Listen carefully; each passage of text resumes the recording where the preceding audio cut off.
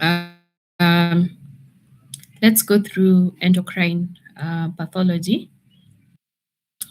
This is going to be a long lecture, so we can start now. So, of course, when we talk about endocrine pathology, we are talking about diseases or disorders that affect the endocrine system, and we will see the components of the endocrine system. So, as we know from physiology, endocrine organs synthesize and release special chemical messengers, um, which are called hormones. Of course, from physiology, you've learned about other chemical messengers, but for the purposes of this lecture, we'll be talking about hormones and how they are produced, either overproduction or underproduction. Hormone production will occur in various organs, and the hormones are usually required in the body for various functions that we will see in the various organ systems. So, hormones are able to influence the cells that secrete them. So, we call this autocrine. I hope these are not new terms. The hormones produced can also influence adjacent influence distant cells. Like, for example, the thyroid is producing hormones, but its effect will be in the heart. So the heart is a bit distant from the thyroid. And most of the time, hormones have a distant effect that they are going to affect cells that are far away from where. So when we talk about the endocrine system, these are a group of organs that produce hormones, and they start all the way from the brain into our genitourinary system. So we have the pineal gland, though we'll not cover it today. We have the pituitary gland and the hypothalamus, which are found in the brain, and they're very important. And we will see why. Then on the neck, we have the thyroid and we have the parathyroid glands. On the mediastinum, we have the thymus, though we will not discuss it today. Then, of course, we have the pancreas. Then we have the adrenal glands. And then also we have our genital organs. For the males, the testicles are an endocrine organ, and in the females, the ovary are an endocrine organ. They produce certain hormones. And then, of course, in females during pregnancy, the placenta also acts as an endocrine gland as it produces hormones that are important in sustaining pregnancy. So most hormones are usually secreted in response to a particular metabolic need. For example, if you've taken a meal, your pancreas is going to be influenced to secrete insulin. And the purpose of the insulin will be to regulate the body's sugar. So that's a hormone being secreted in response to a particular metabolic need. You've gone through hypertension, you've gone through heart failure, and you know that to increase cardiac volume, the kidneys, the hormone aldosterone has to act on the kidney to influence absorption of sodium. So most hormones will be secreted in response to a particular metabolic need. So hormones are broadly classified as peptide hormones or amino acid hormone derived or as amino acid derived hormones, and this usually can only act on a cell through the interaction with a self-surface receptor. So the cell that is supposed to recognize the effect of that hormone must have a receptor for the hormone. Then we have steroid hormones, and these are hormones that will diffuse across plasma membranes and they will interact with intracellular receptors, and then there will be signal transduction and there will be the influence of whatever the hormone is supposed to cause. So, target tissue responses typically will include feedback regulation of the original hormone production. So, this is what we call feedback inhibition. What does this mean? That when you produce a certain hormone, then its influence. Once its influence has been achieved, then the target hormone also produces certain signals to the original hormone that to the original organ that produced the hormone to stop producing that hormone, that the body has enough. And that's what we call feedback inhibition, and we'll see examples of this. So, what are the general characteristics of hormones? So, most hormones have specific rates and patterns of secretion. Some have a diurnal secretion. What does that mean? That they are produced at particular times of the day. Like, for example, cortisol, which is produced in the morning, and when you go during the day you have very low levels of cortisol. So there's that diurnal variation in the hormonal secretion. Then there are those that are produced in a pulsatile manner. For example, epinephrine. There are those that will be produced in a cyclic manner, the hormones that influence your menstrual cycle, your estrogen and progesterone. They'll be produced in a cyclic manner. And then there are those hormones that will be produced depending on levels of circulating substrates. Like, for example, if you have a lot of sugar, then your pancreas will also produce insulin that is sufficient to deal with the sugar. These hormones also are controlled by feedback systems, which we are going to see, and they affect cells with corresponding receptors, either on the cell surface or intracellular receptors. Most of these hormones are excreted by the kidney, or they are deactivated by the liver or other mechanisms, because you don't want them to have a prolonged response. You want them to achieve the purpose for which they've been secreted, and then after that, they are deactivated.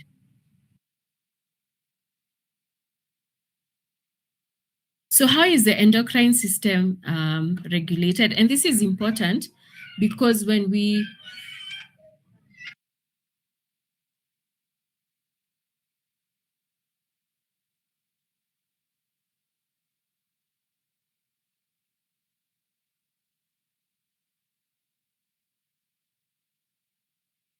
So, why we want to discuss the regulation of the endocrine system is because when you have dysregulation, that this is going to lead to some of the pathologies that we are going to talk about. So, there's the hypothalamus, the control mechanism for hormones that organ axis. Like, for example, we have hypothalamus, pituitary, adrenal axis. We have hypothalamus, pituitary, gonadal axis. So there are all these axes that are controlled under this mechanism. So the hypothalamic pituitary axis is the main regulatory system that links the nervous system to the endocrine system and controls the secretion of hormones from the pituitary gland and indirectly from peripheral endocrine organs. And I've given you an example: thyroid, adrenal glands, gonads, etc. So this is usually controlled under what are called feedback mechanisms, and I've mentioned feedback loops. So there's a long loop feedback where the peripheral target gland hormones inhibit both pituitary and hypothalamus. For example, the adrenal gland is going to produce cortisol, and once you've achieved appropriate numbers, appropriate amount of cortisol, then this cortisol is going to send a feedback all the way to the pituitary and the hypothalamus for the pituitary to stop producing ACTH and the hypothalamus to stop producing CRH, which then acts on the pituitary gland. So this is the long loop. You can also have a short loop feedback where the pituitary hormones inhibit hypothalamic releasing hormones. We're going to look at them. So that in this case, the ACTH that is produced by the pituitary will inhibit CRH production by the hypothalamus, and in turn, this is going to lead to reduction in the production of cortisol. Then we have the ultra-short loop where the hypothalamic hormones inhibit their own secretion, so that when you've achieved the correct amount of the target hormone that you want, that CRH or that TRH is going to inhibit itself from being produced by the hypothalamus. So this is just an example. So here we're using the hypothalamus pituitary thyroid axis. So the hypothalamus usually produces TRH, which is thyrotropin releasing hormone. So what TRH does is that it activates the pituitary gland to produce TSH, the thyroid stimulating hormone. And then thyroid stimulating hormone is produced by the anterior pituitary, and it acts on the thyroid gland to lead to the production of thyroid hormone, which is usually in the form of T3 and T4. So the long loop we are talking about is that this thyroid hormone will have direct effect on the hypothalamus or the pituitary and stop the production of TRH and TSH. Then the short feedback loop is that this thyroid hormone is going to act on the anterior pituitary to stop producing TSH. Then we have the ultra-short loop where this TSH inhibits the pituitary itself from producing further TSH. So these are some of the feedback mechanisms that are usually employed by your body system to ensure that you only have an appropriate amount of hormone within the body. Endocrine pathology, therefore, is the branch of pathology that studies diseases of the endocrine glands, focusing on their causes, their mechanisms, structural changes, and effects on hormone production and body function. Give me a minute.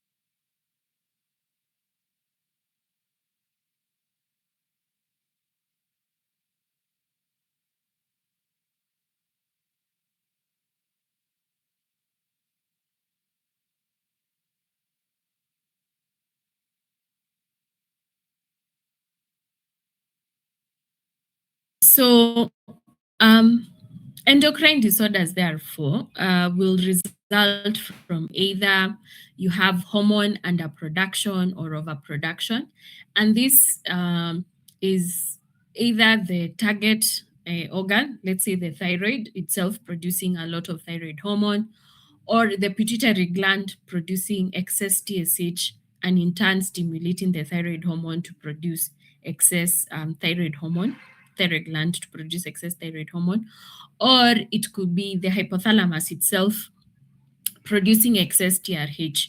So you can have hormone underproduction or overproduction, and we will see this.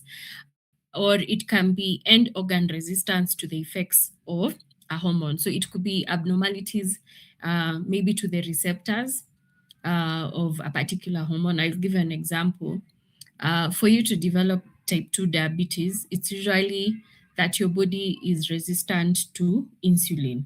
So your pancreas, yes, is producing insulin, but your body is not responding to it. So your endocrine disorder here, being type 2 diabetes, is as a result of your end organ resistance to the effects of that hormone.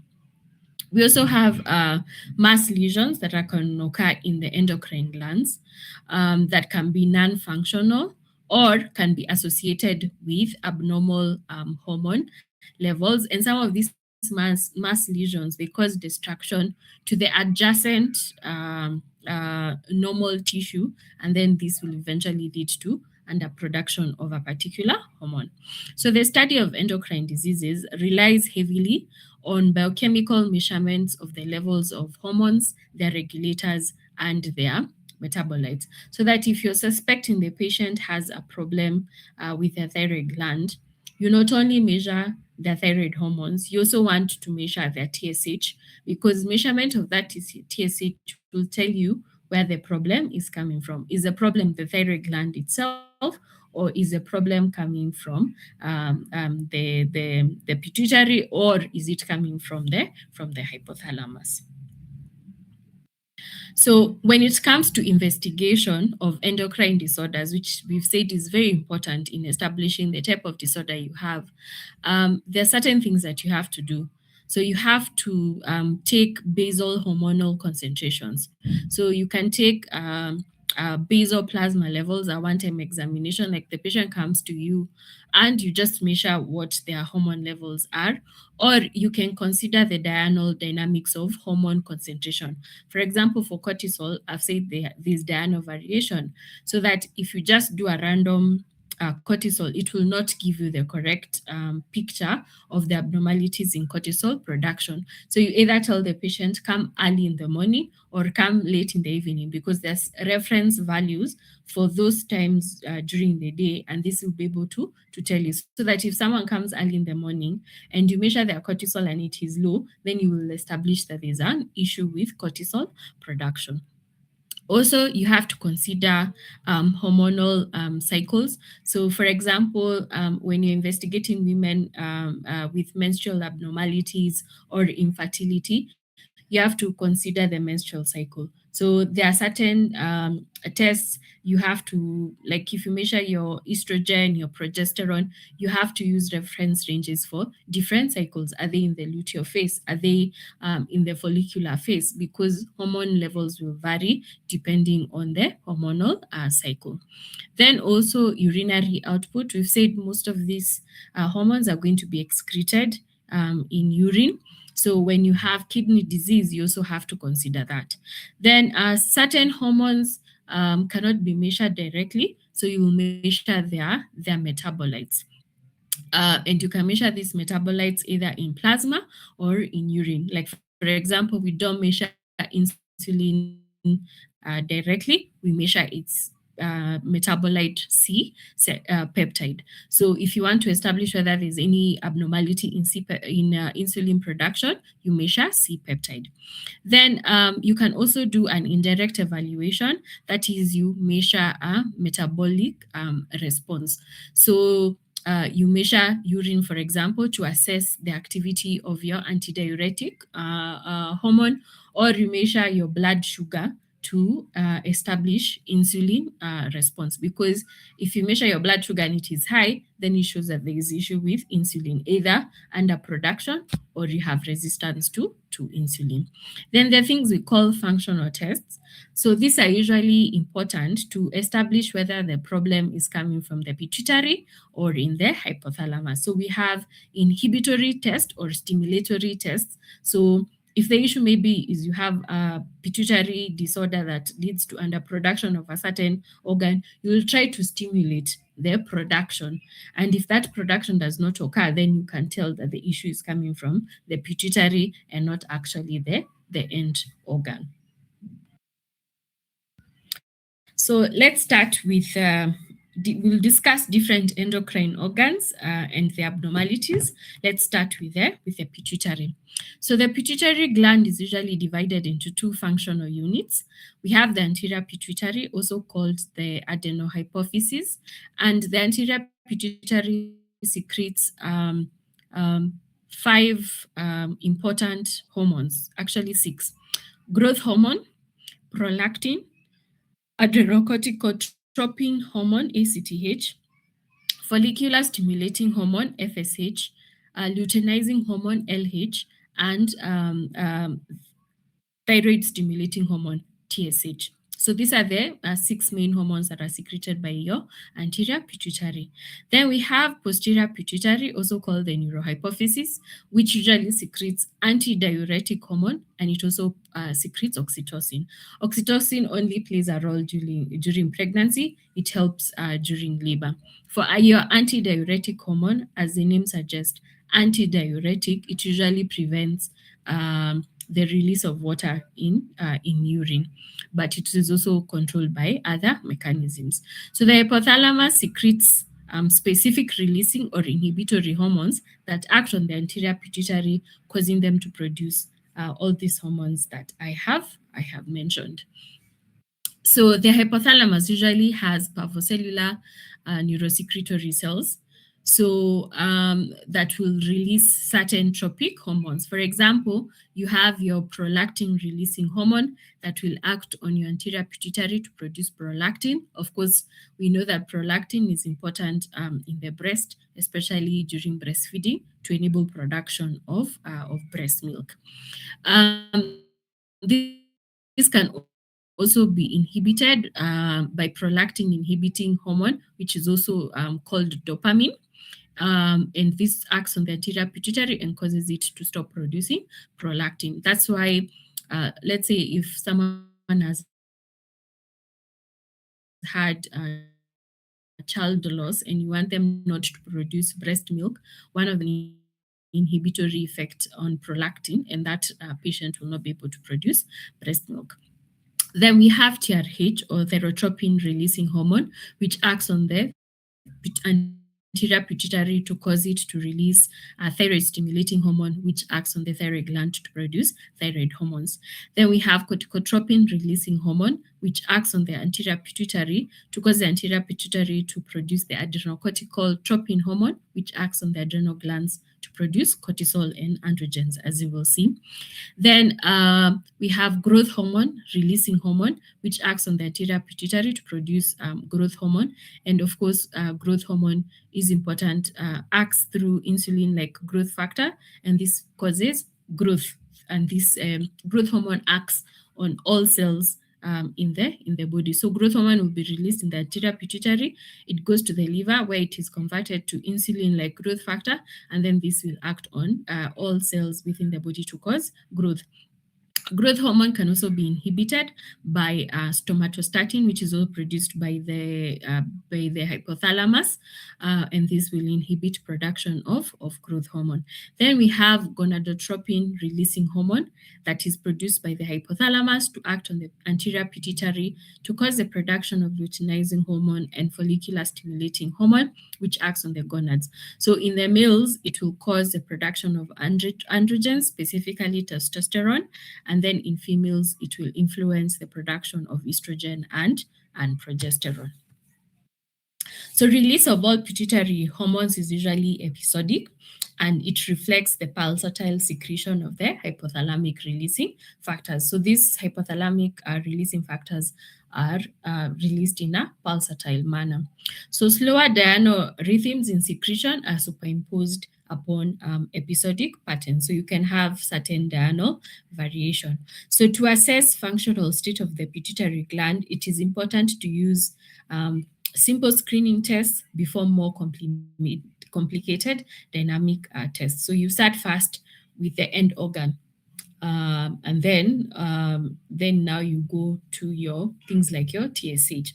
So if a pituitary disorder is suspected, then damage to pituitary function should be assessed, and you want to check all the hormones that are being produced by the pituitary gland.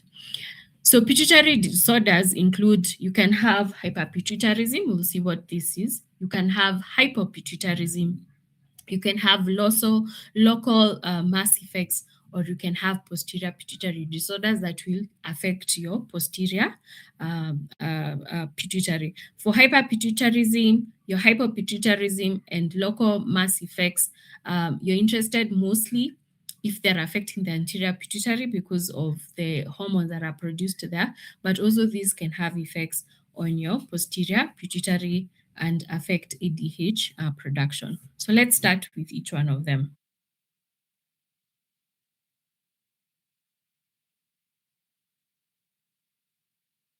So we have hyperpituitarism, which refers to hyperfunction of the anterior lobe with increased hormone production. So this hyperpituitarism most of the time will arise from anterior pituitary adenomas. You have tumors, benign tumors of the anterior pituitary. Of course, from general pathology, gland tumors arising from glandular tissue are usually referred to, benign tumors are referred to as adenomas. So anterior pituitary adenomas, which is the most common cause of hyperpituitarism, will be the issue. Then you can have pituitary hyperplasia. You have an increase in the cells of the pituitary without resultant formation of a mass. Or you can have loss of inhibitory control, which means that your hypothalamus dopamine, for example, or it's not producing somatostatin, so you can't control production of growth hormone. Then you can have hyperpituitarism associated with certain genetic syndromes. For example, type 1. Men is called multiple endocrine neoplasia, and these patients usually present with multiple neoplasms affecting different endocrine glands, and one of the glands that is affected is usually the pituitary. You can also have hyperpituitarism arising from ectopic hormone secretion by non-pituitary tumors. For example, we have certain lung tumors that produce CRH, and then the CRH acts on the pituitary. We can also have hypothalamic disorders. So maybe you have a hypothalamic tumor producing this releasing hormones that then act on the anterior pituitary, leading to overproduction of certain hormones. Or it can also be iatrogenic, meaning it follows some treatment or whatever it is that affects the anterior pituitary, leading to hyperfunction. So functional pituitary adenomas are usually composed of a single cell type producing one predominant hormone, or sometimes they can be a combination of two cell types. So these pituitary adenomas are classified depending on the cell that is affected. So if it affects corticotropes, these are tumors that are going to produce ACTH, and these patients are going to have diseases associated with excess cortisol production. If you have tumors that affect somatotrophs, then it means they are going to produce excessively growth hormone, and these are patients who are going to present either with gigantism if it occurs in children, or acromegaly if it occurs in adults. If it affects lactotropes, then you're producing excess prolactin, and these are patients who are going to present with galactorrhea. You are not breastfeeding, but your breasts are producing milk, and this can occur in both males and females. It also presents with amenorrhea in females. Amenorrhea means that you do not get your menstrual cycle, and you don't get your menstrual period, and also it can cause sexual dysfunction and infertility because of the effects of prolactin. You can have pituitary adenomas that affect both prolactin and growth hormone production. So you'll see combined features of growth hormone and prolactin excess. There are those that will affect thyrotropes. Of course, they'll lead to hyperthyroidism. There are those that will affect gonadotropes, so leading to excess production of FSH, LH, and this is going to lead to hypogonadism. They can have mass effects, or they can lead to hypopituitarism. Then we have hypopituitarism. This can result from diseases of the hypothalamus and or diseases of the pituitary, so that the hypothalamus is not producing, releasing hormones. Therefore, the pituitary has nothing to stimulate it. So you end up having hypopituitarism. Or you have a pituitary abnormality, and therefore it's not able to produce the functions that the hormones that it's supposed to produce. So hyperfunction occurs when 75% of the parenchyma is lost. And manifestations of hypopituitarism will depend on which hormone is lacking. So what are the causes? So hypopituitarism can be caused by tumors and other mass lesions in the sella where the pituitary is located. The pituitary adenoma itself can lead to hypopituitarism, especially if it is non-functional. We have metastases, we have cysts. An example is a Rathke cyst forming within the sella, or you can have an infection with abscess formation within the cella, and this can cause damage by compression of adjacent normal pituitary. You can also have hypopituitarism due to traumatic brain injury that leads to injury to the pituitary. If you've had pituitary surgery, maybe you had a pituitary adenoma, and on removing the adenoma, they also affected parts of the pituitary, you can also get hypopituitarism. Or when you have radiation therapy to the brain, maybe for tumors like the ones we discussed on Monday. Then you can have pituitary apoplexy. This is bleeding into or impaired blood supply of the pituitary gland. So you have an issue with blood supply. Or you have what is called Sheehan syndrome, which is very common in our setup. It results from sudden infarction of the anterior lobe that occurs in the setting of obstetric hemorrhage and shock. Of course, we have a lot of women who undergo postpartum hemorrhage, and some of them will present with Sheehan syndrome. So that you find a woman delivered, and then they're trying again to conceive, to have another child, and they can't. And when you look back at the history, they had PPH, and this PPH led to infarction of the anterior lobe of the pituitary. Then we have empty cellar syndrome, which can occur with any condition that destroys part or all of the pituitary. Sometimes you have excess CSF that usually compresses the pituitary. So when you have an empty cellar, you have CSF accumulating there, and then you have a compression of the pituitary gland. Then there are certain genetic disorders that can lead to abnormal pituitary. We've talked about hypothalamic lesions, either they are tumors, trauma, which will interfere with delivery of pituitary hormone releasing factors. Then you can also have inflammatory disorders and infections that affect the pituitary. You can have tuberculosis that affects the pituitary. You can have sarcoidosis that affects the pituitary. Therefore, when you suspect that a patient either has hyperpituitarism or hypopituitarism, then you have to do laboratory assessment of pituitary function. So the current biochemical recommendations for assessing anterior pituitary functions are: one, you measure the plasma levels of basal anterior pituitary hormones. So you measure your prolactin, your TSH, your FSLH, your growth hormone. Um, um, then you also measure the plasma levels of hormones produced by the corresponding primary target organs. For example, of course, the thyroid gland. So you measure your thyroid hormone, you produce your cortisol. You measure in males, you measure your testosterone. In females, you measure the estrogen and progesterone. So you have to measure the hormones produced by the corresponding primary target organ. And then if you're having low values, then you can do what are called stimulation tests to try and see whether the pituitary will be stimulated to produce certain hormones. Let's look at each one of the hormones produced by the pituitary gland. Let's look at disorders of growth hormone production. So, growth hormone, also called somatotropin, is usually produced and released by specialized stress cells, which we've called somatotropes, in the anterior part of the pituitary gland.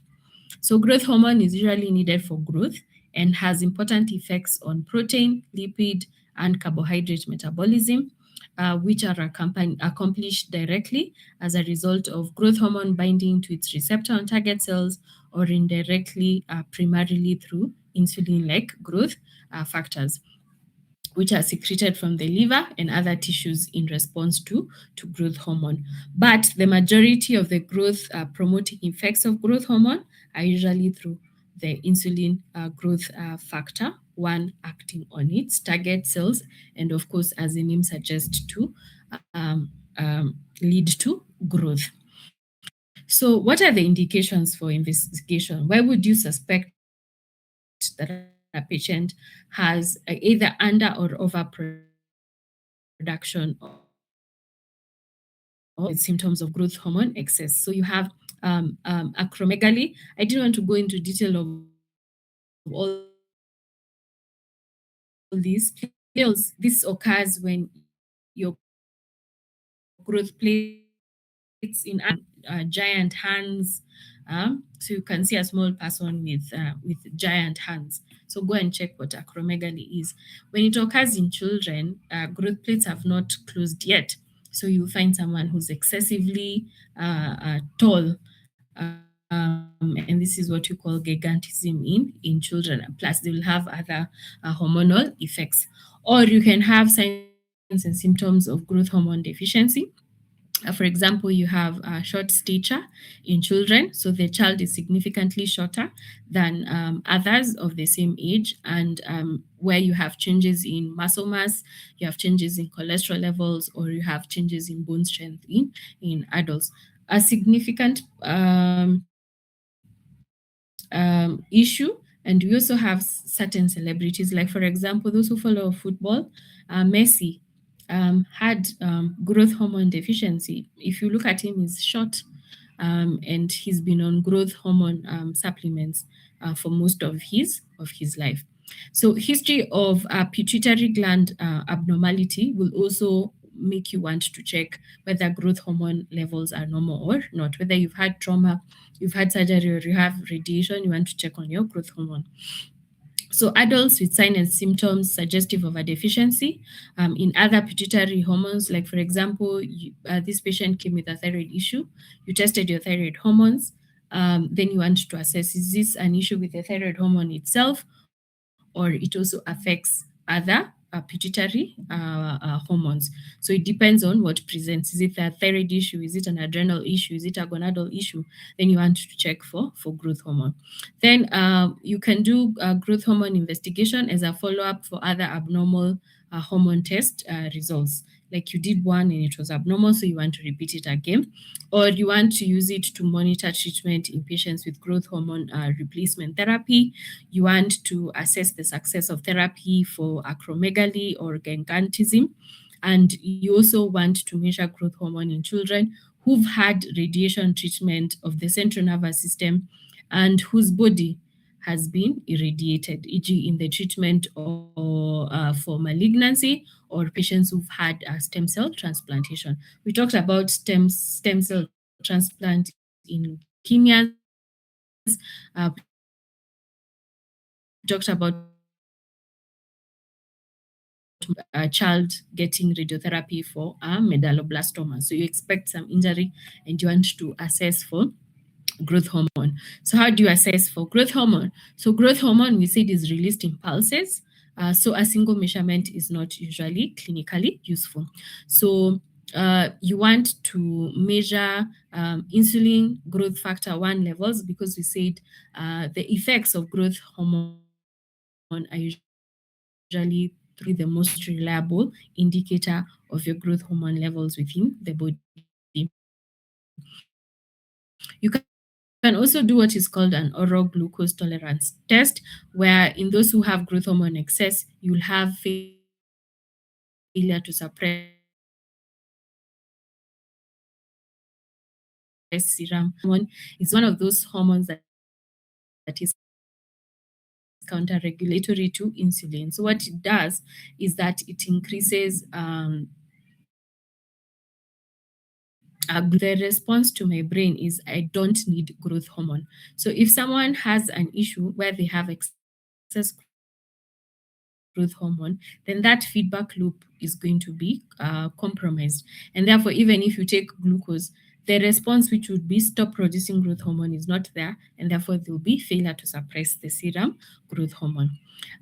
You can also measure growth hormone releasing hormones, but some of these tests are not very sensitive. So you want to check for growth hormone are usually expensive and they're not there.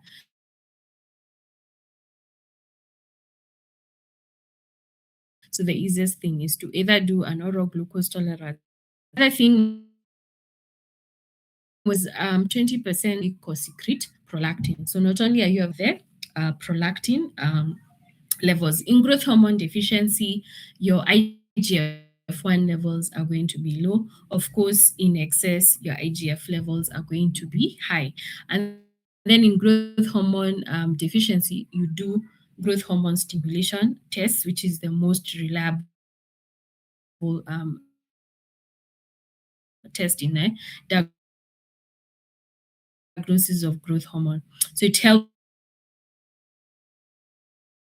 to diagnose growth hormone deficiency and also in the diagnosis of hypopituitarism. So how do you do insulin? So what does insulin do? It lowers your blood, the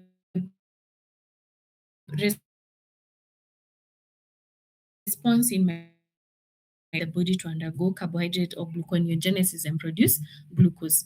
But when you fail that insulin tolerance test, then it means that your pituitary is not producing growth hormone. So growth hormone deficiency is usually diagnosed if peak growth hormone levels is less than what you expect for that particular patient. They usually reference values. I don't want you to cram the 5.1, but there are values to counteract that and raise my blood glucose, but that does efficiency.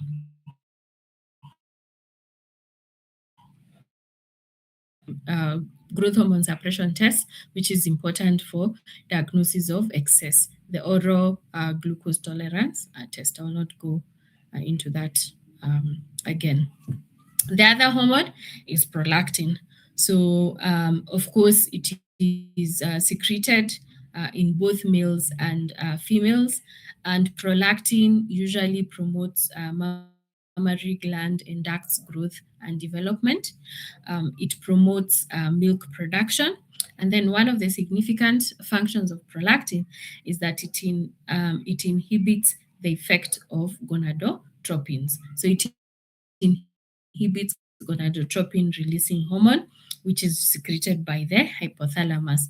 And this is possibly by an action at the level of the ovary. Accordingly, due to this, it suppresses the female ovarian cycle by inhibiting ovulation. So that when you're evaluating a patient who has infertility, you want to measure what their prolactin levels are. It's usually very important because of the effect of prolactin on gonadotropins.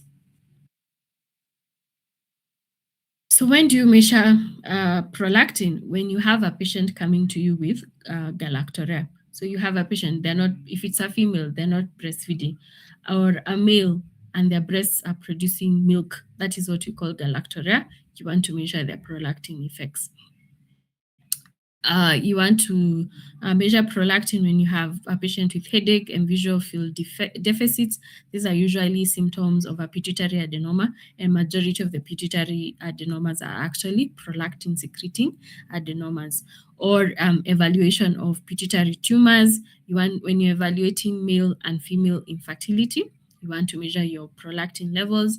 When you're evaluating females with amenorrhea or oligomenorrhea, males with erectile dysfunction, or patients presenting with hypogonadism, you want to measure your prolactin levels. Also, when you are monitoring therapy for patients who are on treatment for prolactinoma, and also when you want to detect whether the adenoma has recurred even after surgical management.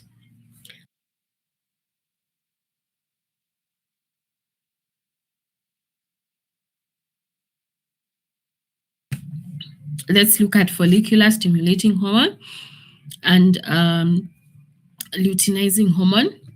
Of course, the hypothalamus produces gonadotropin releasing hormone, which acts on the pituitary to produce your LH and FSH. And in females, this will act on the ovaries to produce estrogen and progesterone. And of course, we've talked about the long, short, and ultra short loop. Then in the males, this axis will act on the testes for the production of testosterone. So in males, the luteinizing hormone usually stimulates the Leydig cells in the testes, and this leads to the secretion of testosterone. And of course, we know that testosterone is important to support spermatogenesis. It is important for the development of male secondary sexual characteristics. And of course, testosterone provides negative feedback to the hypothalamus and pituitary so that you stop producing GnRH and you stop producing FSH. LH. So control that hypothalamus pituitary testicular axis. For the follicular stimulating hormone, it acts on the Sertoli cells. And of course, we know this stimulates spermatogenesis. It also leads to the production of androgen binding protein, which transports androgens, specifically here your testosterone. So you want to transport this testosterone to where it is needed in the cells to secrete inhibin B, which is also important in negative feedback on the FSH. So to act now on the pituitary and the hypothalamus to now stop stimulating the anterior pituitary to produce FSH. In females, luteinizing hormone, it triggers ovulation, and that's why, especially assisted reproduction, you want to for a woman to know whether they're ovulating. There are even sticks which you're able to measure whether you have produced luteinizing hormone or not, as it triggers ovulation. It also stimulates production of corpus luteum, which, as we know, when you're pregnant, is important initially to produce progesterone that supports pregnancy. It also promotes secretion of progesterone and estrogen from luteal cells, and it stimulates thicker cells to produce androgens, which are a substrate for estrogen. For your follicular stimulating hormone in females, it stimulates growth and maturation of ovarian follicles, and these are the ones that are going to produce the eggs. It acts on granulosa cells to convert androgens to estrogens via aromatase. And it also produces inhibin, which we've said is important for feedback mechanisms. And follicular stimulating hormone also regulates estrogen production and folliculogenesis. So, what are the effects of overproduction of FSH? So, when you have high FSH, so the underlying etiology is usually related to primary hypogonadism, or when you have a gonadotropin adenoma. So a gonadotropin adenoma means that the pituitary has a growth that is producing FSH. For primary hypogonadism, so what usually happens is this.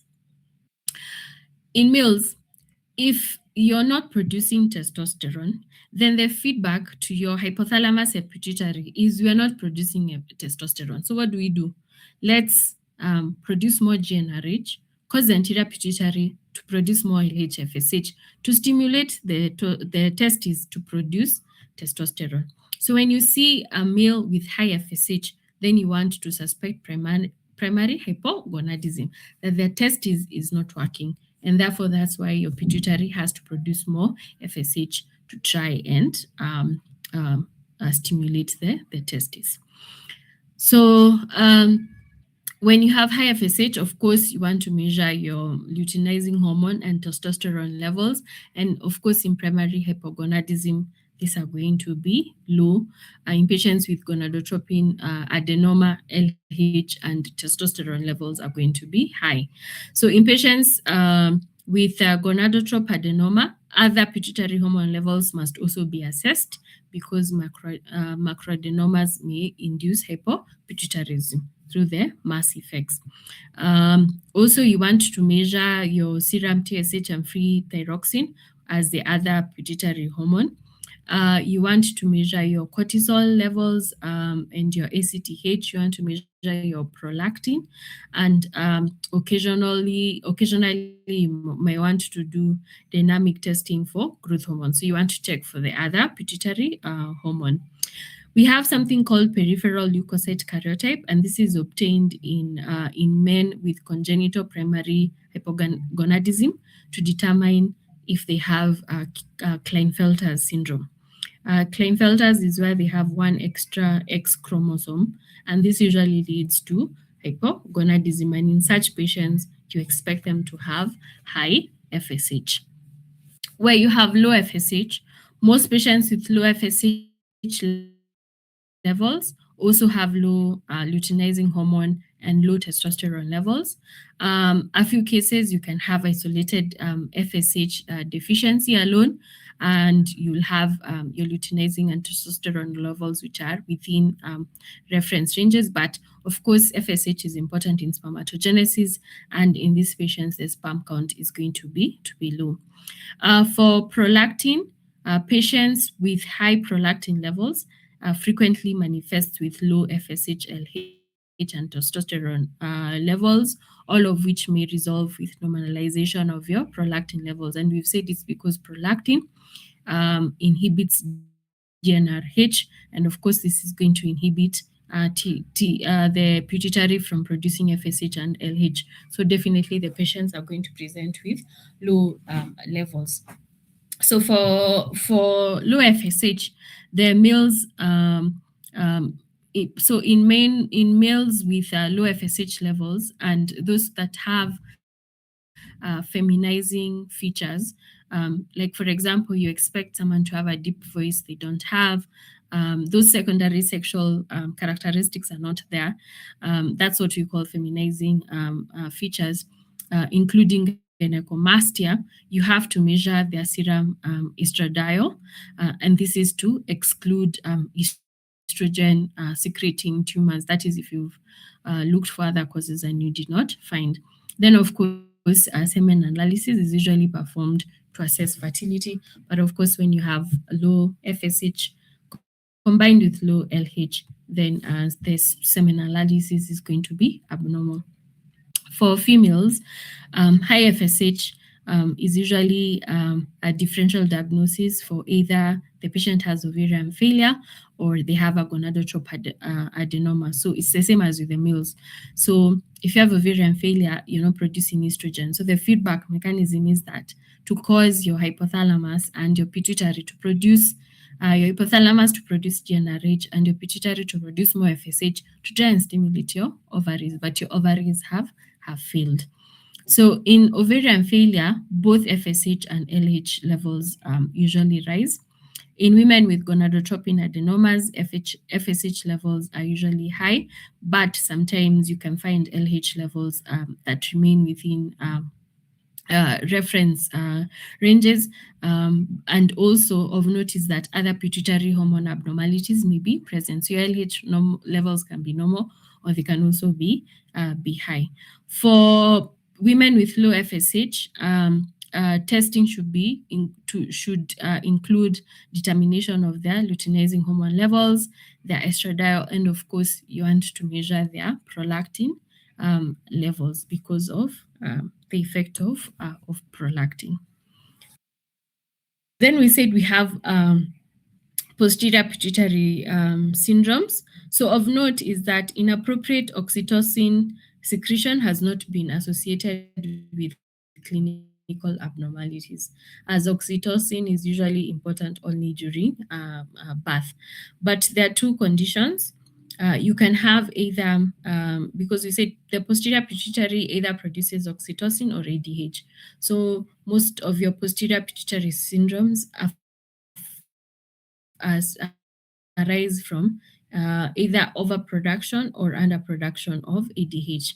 So you can have ADH deficiency, that is antidiuretic hormone, and this gives you a condition referred to as diabetes insipidus. So in these patients, you have diuretic. So you end up having hypernatremia due to ineffective renal water resorption. So since you have an antidiuretic hormone deficiency, diuresis is not inhibited. So you'll just be urinating, and with that, you lose water, and what remains is sodium. So these patients end up having hypernatremia. And because you're losing a lot of water, you will have polyuria. Of course, you said you're not, there's no inhibition to diuresis. And of course, when you lose water, what happens? You become thirsty. So they have polydipsia. So diabetes insipidus can result from head trauma, tumors, inflammatory disorders, or referred to as syndrome of inappropriate ADH secretion, CF. So now you're having excess ADH secretion.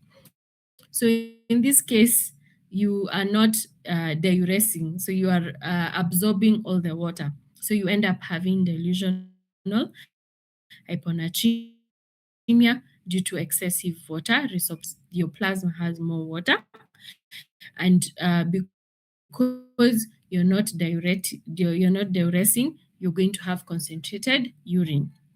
Patients also present clinically with cerebral edema and resultant neurologic dysfunction, because this water, where is it going to go? In the brain. You're going to get cerebral edema.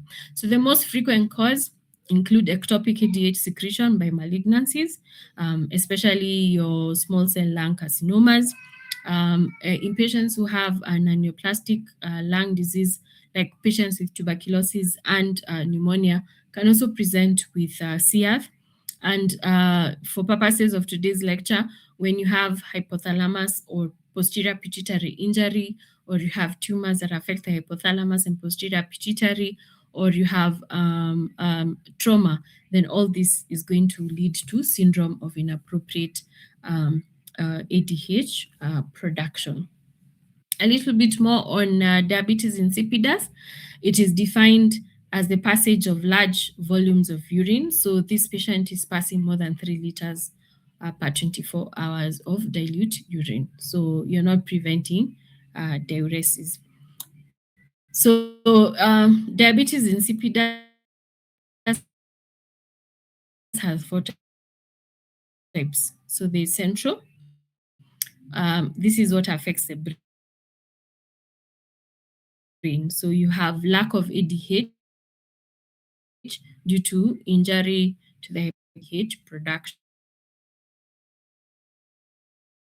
pituitary, or it can be nephrogenic. You're producing ADH production, or it can be nephrogenic. You're producing the ADH, but your kidneys do not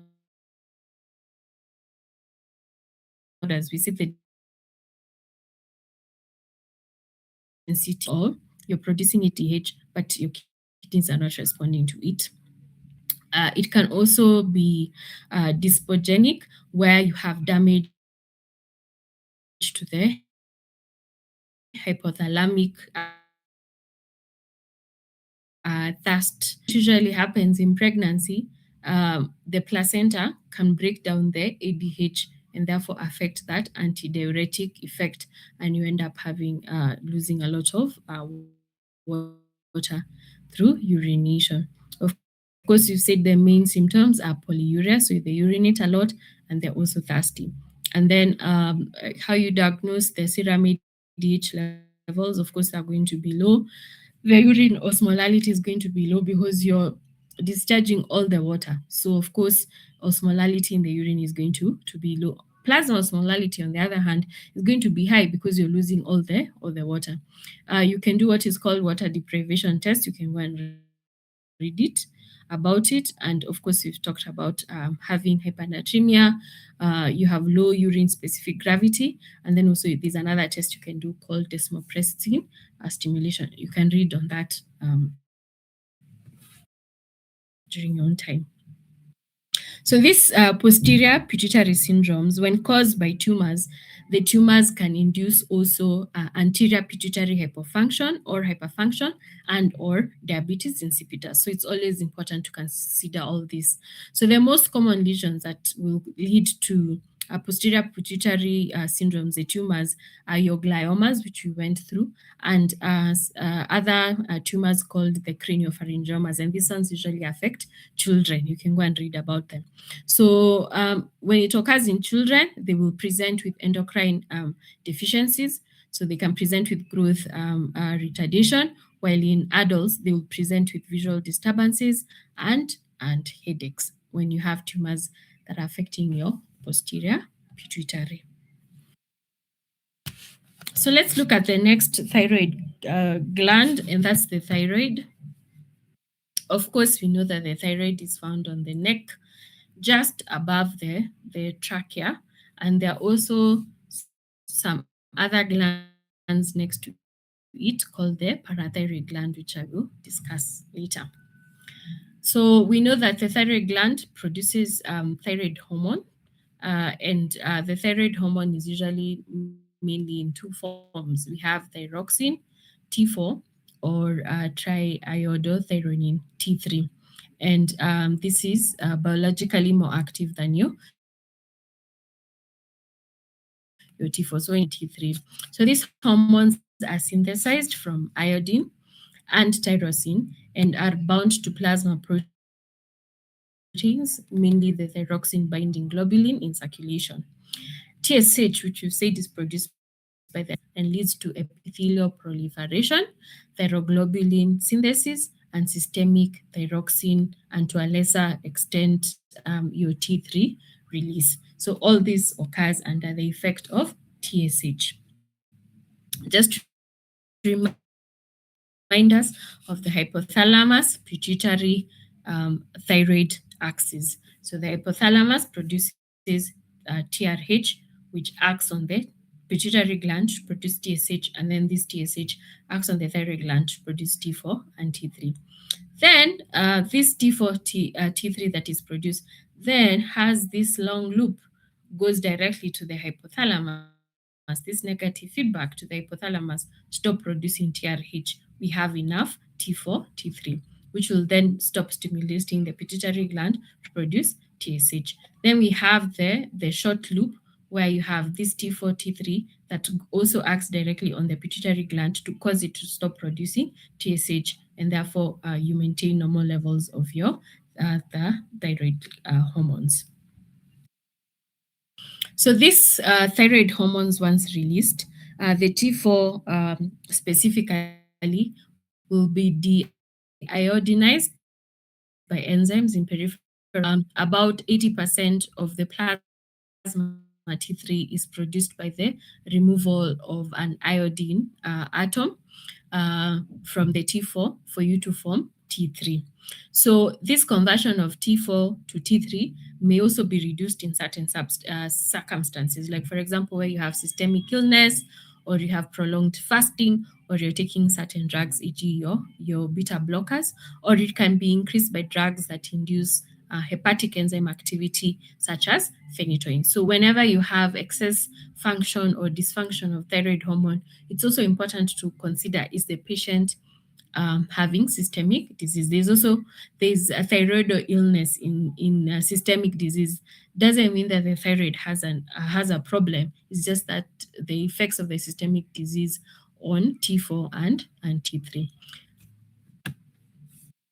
So, what are the effects of the thyroid hormone? So, the thyroid hormone acts on various systems in the body. In the cardiovascular system, it increases heart rate, it increases the force of cardiac contractions, it increases cardiac output, and it also promotes peripheral vasodilation. In the central nervous system, it is essential for normal brain development, such as cerebellar growth and nerve myelination. It is important for normal intellectual development in infants, and it is necessary for emotional stability in adults. That's why when patients have either hypothyroidism, one of the things that you're going to present with are those psychological abnormalities. In the GIT, the increased appetite also influence erythropoiesis. In the metabolic system, they profoundly affect oxidative metabolism. They increase oxygen consumption in all tissues, except the brain, gonads, and the spleen. They promote carbohydrates, fat, and proteins. In the respiratory system, they influence lung development. It is necessary for surfactant production, and it is also important to increase the rate and depth of your respiration. In your skeletal system, they increase muscle mass, they indirectly promote growth formation by action on the pituitary gland. They also act synergistically with growth hormone and other growth factors that promote bone formation. They also directly affect skeletal maturation of the epidermis, and they are necessary for the growth and maturation of the epidermis and the hair follicle.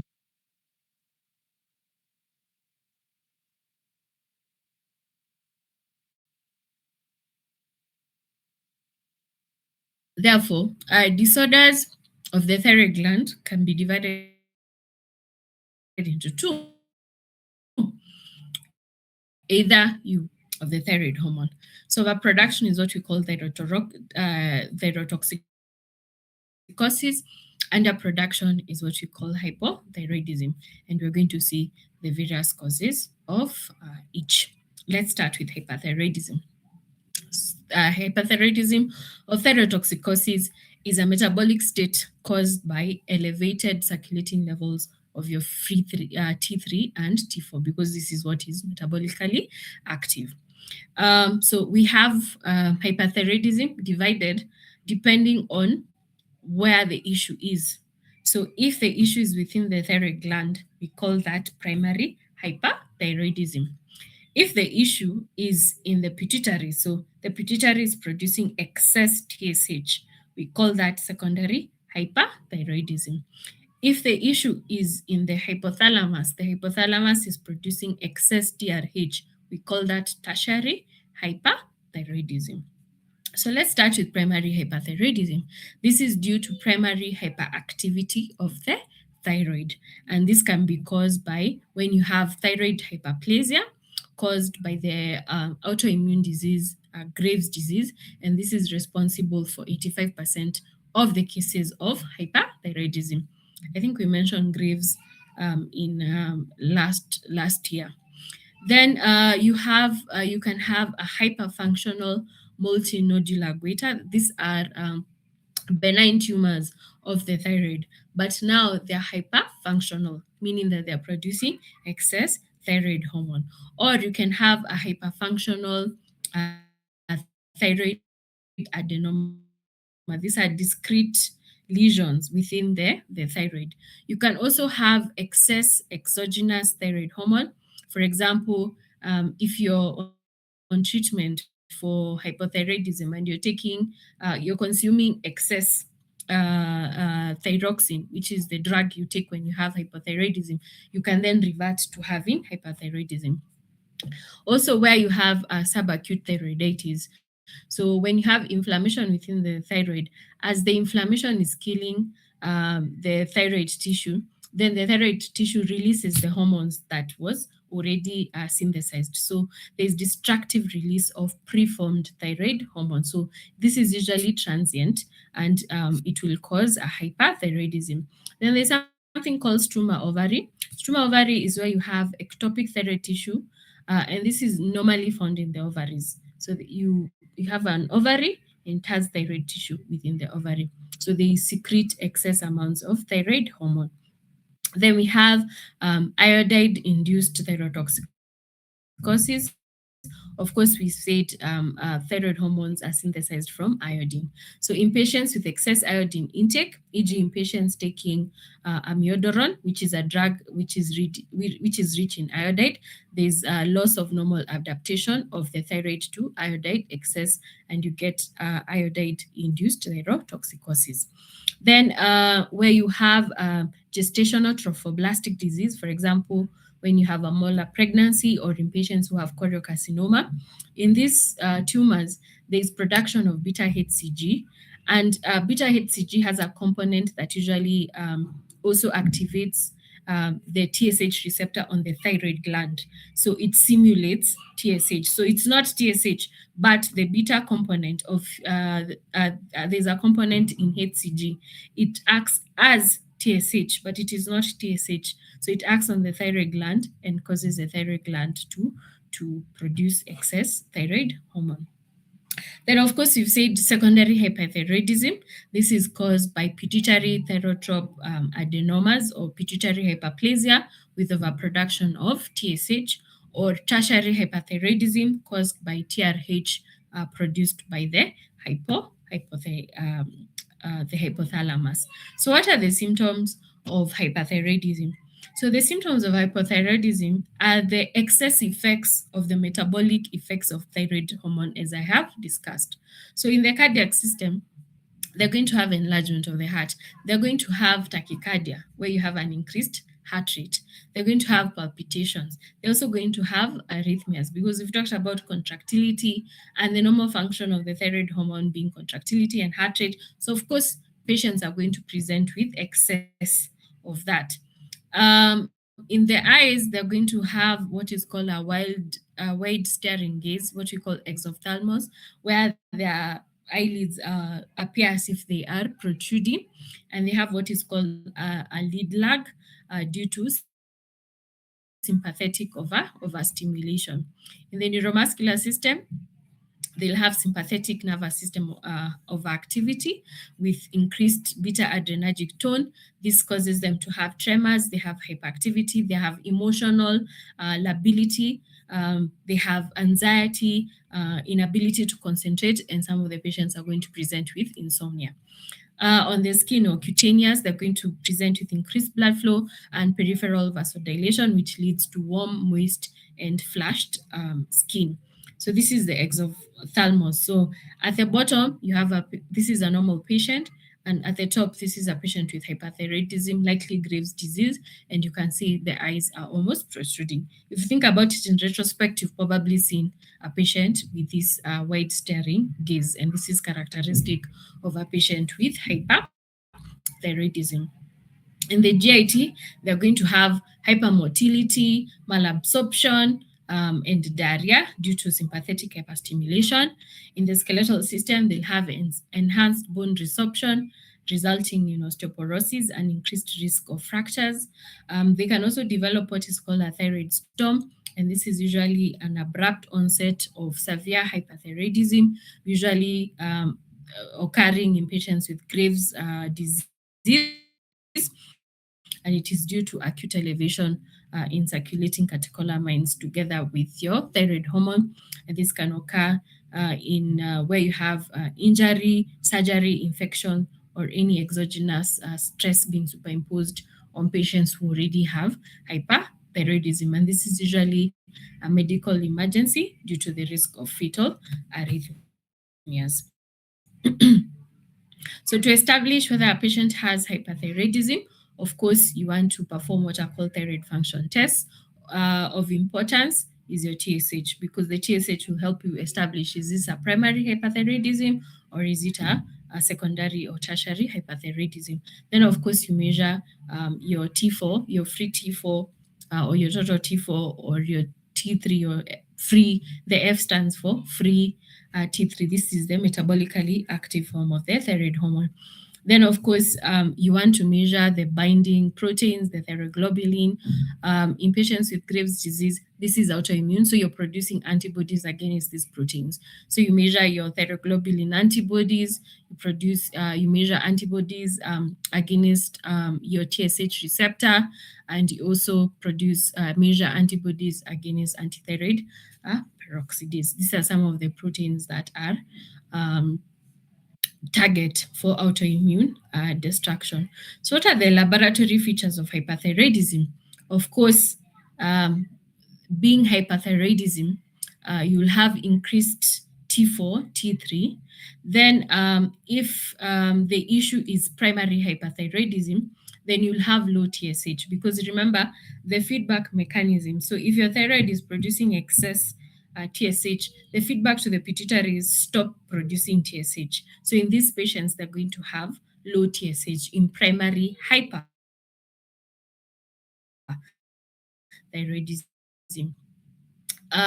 For secondary hyper and T3, and you're also going to have elevated TSH, even for tertiary hyperthyroidism, because the effect here is from TSH. So in such patients, you expect that the TSH TSH levels are going to be high. Then, for those who have Graves' disease, you're going to have TSH receptor antibodies being present. You can also measure radioiodine uptake, which is usually increased in patients who have Graves' disease or those who have toxic nodules within the thyroid gland.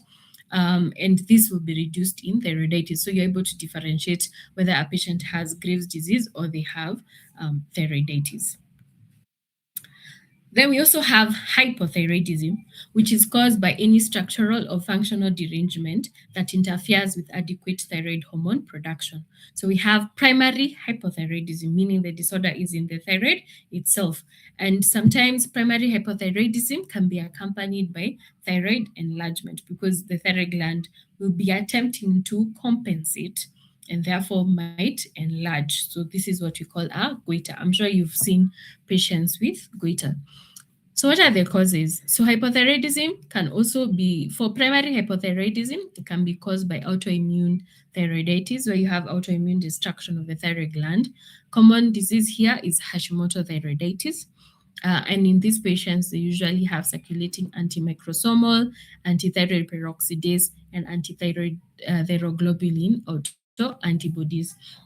You also find hypothyroidism in those with dietary iodine deficiency. This has been averted because now our table salts is usually um, they add iodine to it. Then you can have hypothyroidism if you're consuming goitrogens. So these are foods that will inhibit the absorption of iodine in the body. An example is cabbage. Then also you can have genetic abnormalities that interfere with thyroid hormone production, or you can have inborn errors of metabolism. So some of the enzymes that are important in the synthesis of thyroid hormone, if they are abnormal, then you end up having hypothyroidism. Then, of course, we've talked about secondary hypothyroidism caused by TSH deficiency. So your pituitary is not producing TSH, and therefore the stimulation of your thyroid hormone, your thyroid gland is absent. Or you have tertiary hypothyroidism, and this can be caused where you have thyrotropin releasing hormone deficiency. Your hypothalamus is not producing TRH. There's also congenital hypothyroidism, which is marked by impaired physical and mental development due to insufficient thyroid hormone caused by insufficient dietary iodine during pregnancy. So, children also present with short stature. They present with umbilical hernia. They present with coarse facial features, including wide set eyes and an enlarged protruding tongue. The severity of the mental impairment will depend on the timing of any in utero deficiency. In the West, actually, children once they're born, you always have to measure their thyroid hormone to rule out congenital hypothyroidism. So, how do patients with hypothyroidism present? Since their metabolism is low, they present with weight gain, they have cold intolerance, they have fatigue, they have lethargy, they have depression, they have slow speech, their hair is usually dry and coarse, they get hair loss and brittle nails, they have a puffy face, and they also get periorbital edema. In their cardiovascular system, they have bradycardia, they have reduced cardiac output. In their GIT, they have constipation. In their reproductive system, they get menorrhagia, and later on, they get amenorrhea, and they also present with infertility. In their neuromuscular system, they present with proximal muscle weakness, and they also have delayed reflex relaxation. So, what are the laboratory features? In hypothyroidism, of course, the thyroid hormones are going to be low. So you're going to see low free T4, free T3. In primary hypothyroidism, you're going to see elevated TSH. Why? If your thyroid gland is not producing thyroid hormone, then the feedback to the pituitary is, and the hypothalamus is, please produce more TRH to stimulate the pituitary to produce more TSH, and then the TSH acts on the thyroid thyroid gland. But you see, the issue now is with the thyroid gland. So the pituitary will continue producing TSH in an attempt to stimulate the thyroid gland. So in these patients, they're going to have an elevated TSH.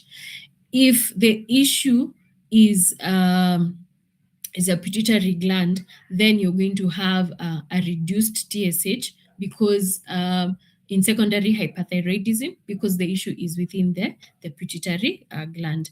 Then, of course, if the cause is Hashimoto's thyroiditis, they're going to have positive thyroperoxidase antibodies. They're going to have positive antithyroglobulin antibodies. Of course, thyroid hormone is important for lipid metabolism. So these patients also develop hypercholesterolemia. And then, of course, when we discussed macrocytic anemia, we said that hypothyroidism is one of the causes of macrocytic anemia, especially the non-megaloblastic. So these patients might present with macrocytic or normocytic anemia. So this is just a summary. So in a normal patient, of course, when you measure that TSH and T4 is going to be normal. In patients with primary hyperthyroidism, their TSH is going to be low and their T4 is going to be high. In primary hypothyroidism, their TSH is going to be high and their T4 is going to be low. In secondary hypothyroidism, the TSH is going to be low and their T4 is going to be low. So you can work each one of these depending on the scenario that you have been told. Let's look at the adrenal glands. So the adrenal glands are also called suprarenal glands, and they are also a significant part of the endocrine system. So you have paired adrenal glands, which are triangular shaped organs that measure about 5 centimeters to 2 centimeters, and they're usually located in the superior aspect of each kidney. And they're usually small, they weigh about 4 to 5 grams. The adrenal glands secrete several vital hormones that play a significant role in the regulation of the immune system, and they also aid the body during periods of stress. So the adrenal glands are very important. The adrenal gland is composed of two distinct regions. We have the adrenal cortex, which is usually derived from the mesoderm, and we have the adrenal medulla, which is usually derived from the neurocrest cells, and we'll see why this is important. For the adrenal cortex, it's usually divided into three zones. We have the zona glomerulosa, the zona fasciculata, and we have the zona reticularis, which can be, you can use the synonym GFR, like when you're measuring kidney output, GFR, to stand for glomerulosa, fasciculata, and reticularis. So what is the function of each zone? So for zona glomerulosa, which is the outer layer, the main function is the synthesis of mineralocorticoids, and the most important of this is aldosterone. And of course, we've come across aldosterone in regulation of blood pressure. So this hormone plays an important role in electrolyte balance and regulation of blood pressure. It also increases potassium and hydrogen ion excretion.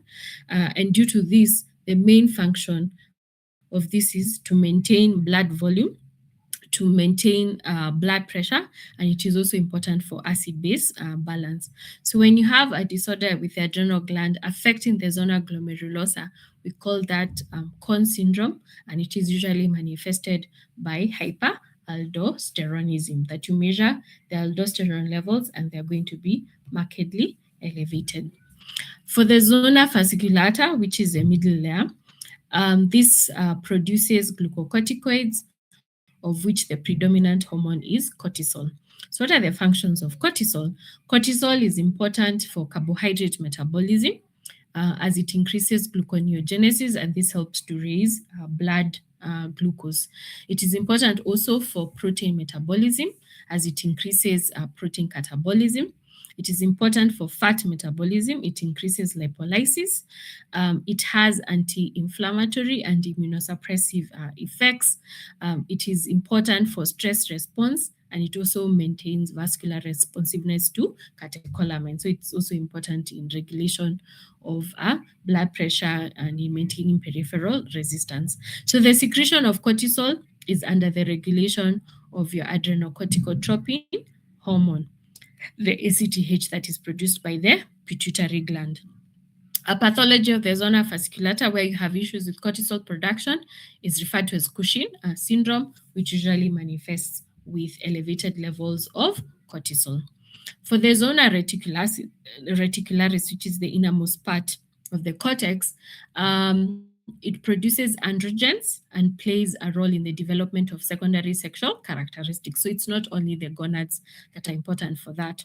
So the primary androgen produced in the zona reticularis is dehydroepiandrosterone or DHEA, which is the most abundant hormone in the body, and it serves as a precursor for the synthesis of many other hormones produced by the adrenal glands, such as progesterone, estrogen, cortisol, and testosterone. So when you have issues with zona reticularis, you're producing excess DHEA, then this, if it occurs in children, they'll present with precocious puberty, where you're having a small child having pubertal symptoms. So let's look at the disorders one by one. So you can have disorders of either hyperfunction or hypofunction, what we call hyperadrenalism or adrenocortical hyperfunction. So there are three distinct hyperadrenal clinical syndrome, each caused by abnormal production of one or more of the hormones produced by the three layers of the cortex. So we've talked about Cushing syndrome, characterized by excess cortisol, hyperaldosteronism, caused by excess mineralocorticoid aldosterone, and adrenogenital or virilizing syndromes caused by excess androgens. So let's look at hypercortisolism, the Cushing syndrome. This is caused by elevated glucocorticoid levels. So this can be caused by exogenous glucocorticoids. So this is the commonest. So we prescribe steroids all the time. Like for example, patients who have asthma, most of them, especially those with severe asthma, they're usually on steroids. Patients with autoimmune disease, they're on steroid. In certain infections, you give steroids. So these patients who are on steroid are likely to develop Cushing syndrome. So that's what the exogenous glucocorticoid, exogenous meaning it's coming from outside. Another cause is hypothalamic pituitary disease. In this case, it's part of the Cushing syndrome, but we call it Cushing disease. So when you say Cushing disease, you're referring to hypothalamic pituitary cause of the increased cortisol levels. So this causes 70% of the endogenous causes, 4 times more common in women, especially those between 20 to 30 years of age. And it can arise when you have a pituitary adenoma affecting corticotropes, when you have corticotrope cell hyperplasia, or when you have a hypothalamus CRH releasing tumor, and this usually will lead to bilateral nodular cortical hyperplasia in both adrenal glands, and of course will result in hypercortisolism. Another cause of hypercortisolism is where you have secretion of ectopic ACTH by non-pituitary neoplasm, and this accounts for about 10% of the cases. This can be seen in small cell carcinoma of the lung, patients with medullary thyroid carcinoma, or neuroendocrine tumors. Occasionally, the neuroendocrine neoplasms can also produce CRH, which in turn causes ACTH secretion. And of course, we know all this will stimulate your fasciculata to produce cortisol. So these conditions also lead to bilateral cortical hyperplasia and lead to hypercortisolism.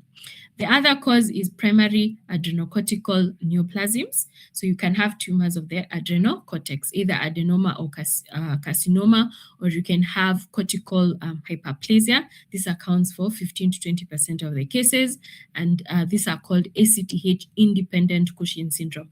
That the trigger for the cortisol being produced is not ACTH. So it is ACTH independent. For your ectopic ACTH production and your pituitary, your Cushing disease, these ones are dependent on on ACTH. So the biochemical hallmark of adrenal Cushing syndrome is elevated levels of cortisol and low serum levels of ACTH. That you have tumors within the adrenal cortex that are aberrantly producing cortisol without the effect of ACTH.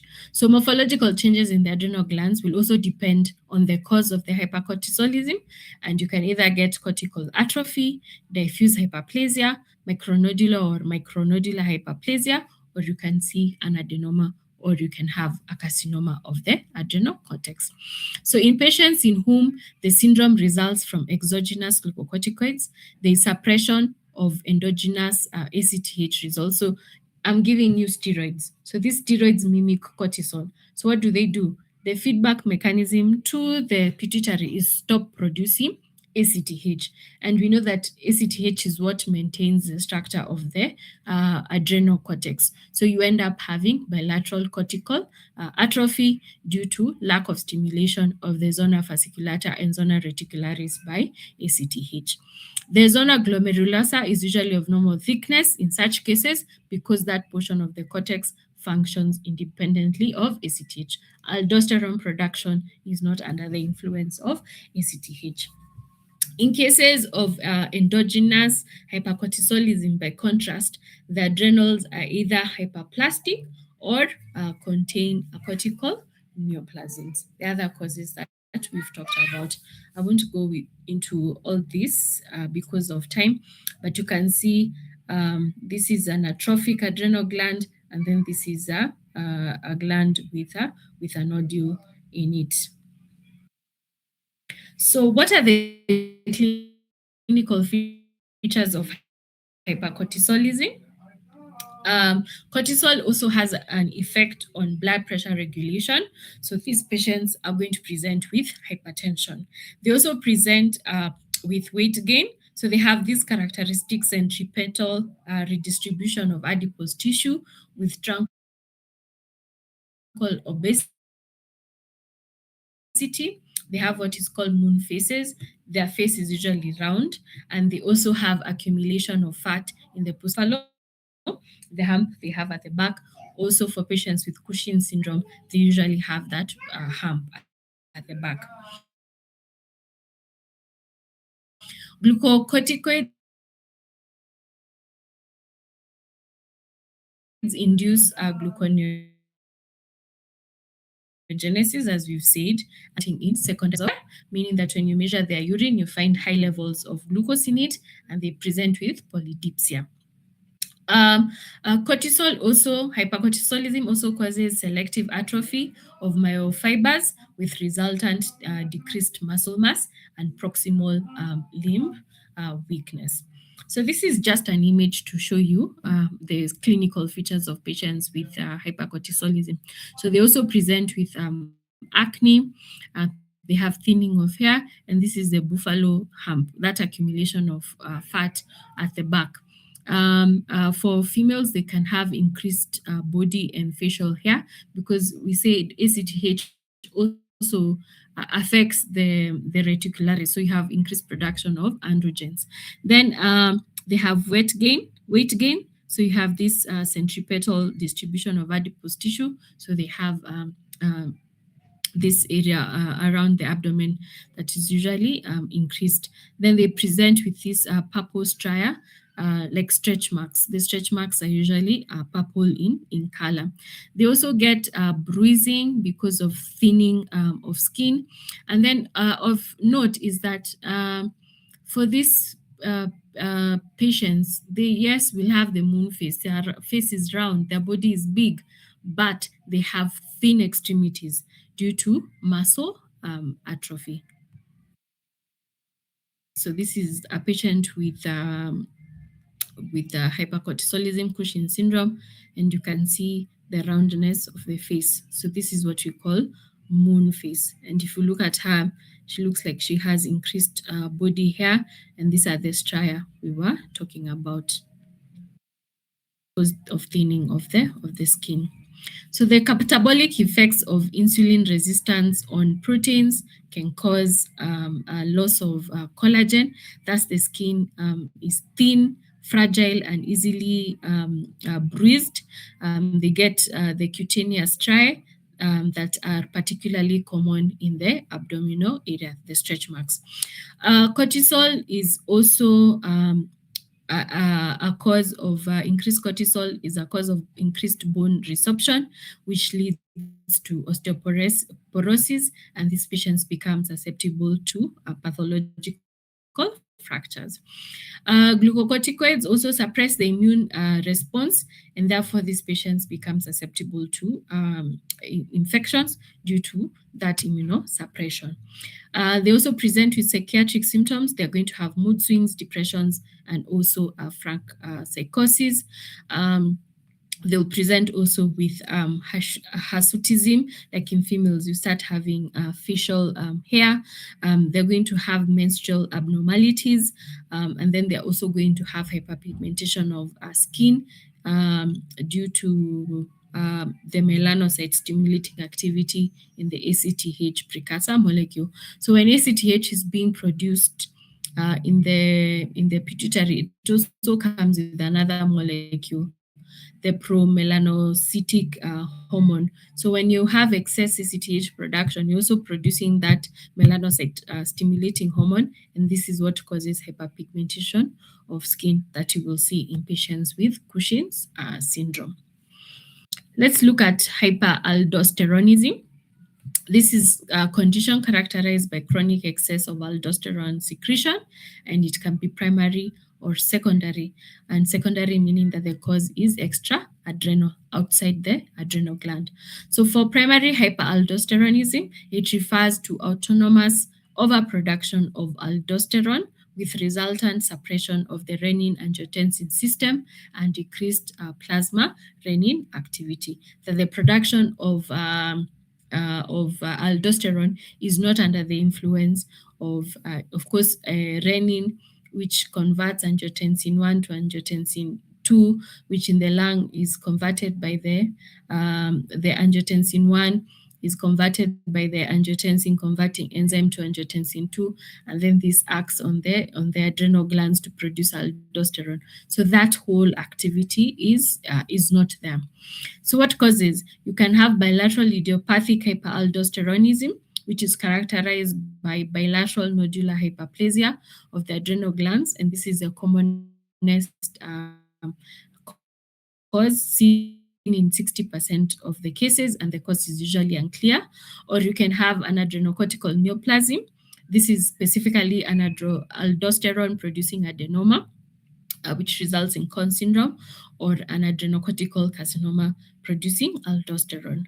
You also can have familial hyperaldosteronism, which is a genetic defect that leads to overactivity of the aldosterone synthetase gene, and this leads to overproduction of aldosterone.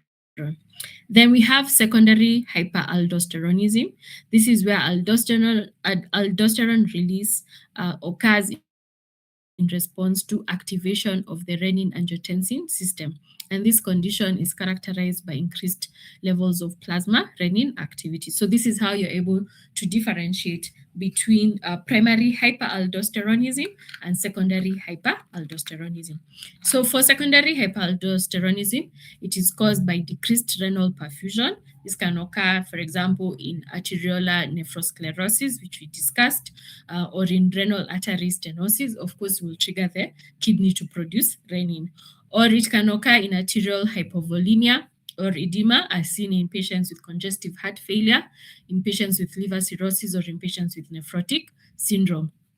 Or it can occur in pregnancy, and this is caused by estrogen-induced increases in plasma renin, a substrate that causes an increase in aldosterone production. So what are the features of hyperaldosteronism? Of course, because of its effect on the kidney to increase sodium reabsorption, and with it increasing the blood volume, this will affect your blood pressure. So you get hypertension. And this is the most common cause of secondary hypertension. So the long-term effects are cardiovascular compromise. So, of course, patients with hypertension are going to have left ventricular hypertrophy, they're going to have reduced diastolic volumes, and they'll have an increase in the prevalence of adverse effects such as stroke and myocardial infarction, which we have discussed by now in the lectures we've had. Then they also present with hypokalemia.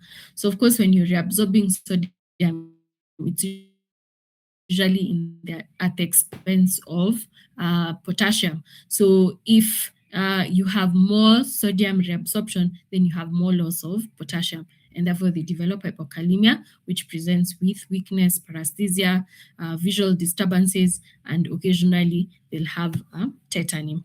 So the treatment for hyperaldosteronism is, if you have an adenoma, of course, you do surgical resection. You can also give these patients aldosterone antagonists, e.g., spironolactone, if you have bilateral adrenal hyperplasia. And for secondary hyperaldosteronism, you treat the cause. Of course, in pregnancy, you wait for the patient to give birth. Where you have congestive heart failure, treat the congestive heart failure. If the issue is renal artery stenosis, then find a way to dilate the artery. So you treat the underlying cause. Then we have the adrenogenital syndromes. These are disorders of your zona reticularis, and this refers to a group of disorders caused by androgen excess. So the adrenal cortex secretes two compounds. We've talked about dehydroepiandrosterone and androstenedione, which require conversion to testosterone in peripheral tissues for their androgenic effects. So adrenal androgen formation is also regulated by ACTH, so that if you have abnormalities in ACTH production, they're going to affect the zona reticularis. So the causes can be Cushing's disease. So in Cushing's disease, we've said the pituitary is producing excess ACTH. When you have androgenital syndromes, most likely the neoplasm is malignant, so a carcinoma, or where you have what is called congenital adrenal hyperplasia. And these are autosomal recessive disorders, enzyme involved in adrenal steroid biosynthesis, particularly cortisol. So you have, and because you have abnormalities in the production of cortisol, what happens? You have compensatory increase in your ACTH, and this results in adrenal hyperplasia with increased production of cortisol precursor steroids, which are then channeled into the synthesis of androgens with virilizing activity. So the same steroids that can lead to the synthesis of cortisol are the same ones that lead to the synthesis of androgens. But because you have defects in the enzymes that cause the production of cortisol, all these steroids are shunted towards the production of androgens. So you end up having excess androgens in your system. And that's characteristic of congenital adrenal hyperplasia. So certain enzyme defects also may impair aldosterone secretion, adding salt loss to the virilizing syndrome. So not only are they presenting with reduced cortisol, they also have reduced aldosterone. So the most common enzymatic defect in congenital adrenal hyperplasia is 21 hydroxylase deficiency, which accounts for more than 90% of the cases. The 21 hydroxylase is usually required for the synthesis of cortisol and aldosterone, but not for the sex steroid hormones. Thus, a deficiency in this enzyme reduces cortisol and aldosterone synthesis and shunts the common precursors into steroid pathway. So how do these patients present? In congenital adrenal hyperplasia, the symptom the clinical manifestations will be determined by the specific enzyme that is deficient. So in 21 hydroxylase deficiency, you will have masculinization in females, which will be seen as clitoral hypertrophy. So they have pseudohermaphroditism in infants. Females will present with oligomenorrhea, they'll present with hirsutism, so they have facial hair, and they also have acne. In males, they'll have enlargement of the external genitalia, but they'll also have oligospermia. And of course, they'll have salt wasting because they're not producing aldosterone. So congenital adrenal hyperplasia should be suspected in any neonate with ambiguous genitalia, and the treatment is usually to give them exogenous glucocorticoids and mineralocorticoids to avert the effects of low cortisol and low aldosterone. So this is hirsutism. So you find a female with facial hair. So as much as you can have hyperfunction, you can also have hyperfunction. Sorry, I said this lecture is long. So we have adrenal insufficiency. So adrenocortical insufficiency or hyperfunction may be caused by either primary adrenal disease, what you call primary hypoadrenalism, or decreased stimulation of the adrenals resulting from ACTH deficiency. So you have secondary hypoadrenalism. So primary adrenocortical insufficiency may also be acute or chronic. When it's acute, we call that an adrenal crisis. When it's chronic, we call that Addison's disease. So what causes acute adrenocortical insufficiency? So this can be seen in individuals with chronic adrenocortical insufficiency, which when they have an acute crisis. So this leads to, this causes, like you're causing an effect on an already bad adrenal gland. So individuals with chronic adrenocortical insufficiency may develop an acute crisis after any stress that taxes their limited physiological reserves. So you're adding on to an already bad adrenal cortex. That's what this means. Or sudden withdrawal of long-term corticosteroid therapy. So we said for patients who are on steroids, the cortisol usually mimic the steroids act as cortisol. So the feedback to the pituitary is to stop producing ACTH. So because of that ACTH stimulation, we say that the adrenal cortex is usually atrophic, which means that if you stop the steroids, then this adrenal cortex is atrophic. Therefore, it will not start immediately to produce the cortisol. So that sudden withdrawal of long-term corticosteroid therapy can cause an acute adrenocortical insufficiency. So for patients who are on steroids and you want to stop them from taking steroids, you taper off. So if they're on 60 milligrams, next month you go to 55, then 50, like that, going low so that you allow their adrenal cortex to adapt and then now start producing its own cortisol. It can also occur in massive adrenal hemorrhage.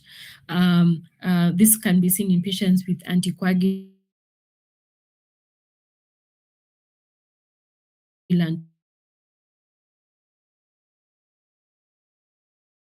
therapy, like those on vascular coagulopathy syndrome, which is usually seen in Neisseria meningitis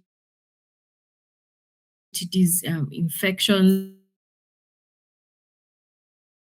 which lead to overwhelming sepsis, referred to as Addison's over a period of time. So the common causes are autoimmune adrenalitis, and this is associated a cause in 60 to 70% of the cases where infections are uncommon. So what does that mean? In the West, autoimmune adrenalitis will be the most common. So you have autoantibodies to the steroidogenic enzymes, and in this case, the adrenals appear shrunken. But where infections are common, like in our setup, things like TB, which causes granulomatous inflammation of the adrenals. So they have granulomatous inflammatory destruction of the adrenals is a common cause. We have a lot of HIV. We have a lot of fungal infections. Of note, histoplasma capsulatum or coccidioides imitis. These are fungal infections that destroy the adrenal gland. Certain viral infections, apart from HIV, your cytomegalovirus. So where infections are common, like in our setup, most Addison's disease will result from infections. You can also see Addison's disease in metastatic cancer, particularly the lungs and the breast, which usually metastasize to the adrenal glands. You can also have secondary adrenocortical insufficiency. This results from any disorder of the hypothalamus and pituitary that reduces the output of ACTH. And of course, we know this can occur from infections, infarction, irradiation, metastatic tumor, anything that affects the hypothalamus and pituitary and causes them not to produce ACTH. So ACTH deficiency may occur alone or as part of panhypopituitarism, as we have discussed. It is characterized by deficient cortisol and androgen output, but normal or near normal aldosterone synthesis, because we said aldosterone synthesis is not influenced by ACTH. So it is characterized by low serum ACTH and a prompt rise in plasma cortisol levels in response to ACTH administration. So if you give exogenous ACTH, then this will stimulate your adrenal cortex to produce ACTH. How do patients present, those with adrenocortical insufficiency? This will present when at least 90% of your adrenal cortex is compromised. So they'll have progressive weakness, easy fatigability, they'll have anorexia, nausea, vomiting, and diarrhea, they'll have weight loss, they'll have hyperpigmentation of skin in primary causes, the face, the axilla, the nipples, the areola, the perineum. These are the places where you see hyperpigmentation. We said that ACTH comes together with a melanocyte stimulating hormone. So if the cause is the adrenal cortex, that's why we're saying in primary causes, then as ACTH is being produced, you're also producing the melanocyte stimulating hormone, which is going to cause hyperpigmentation.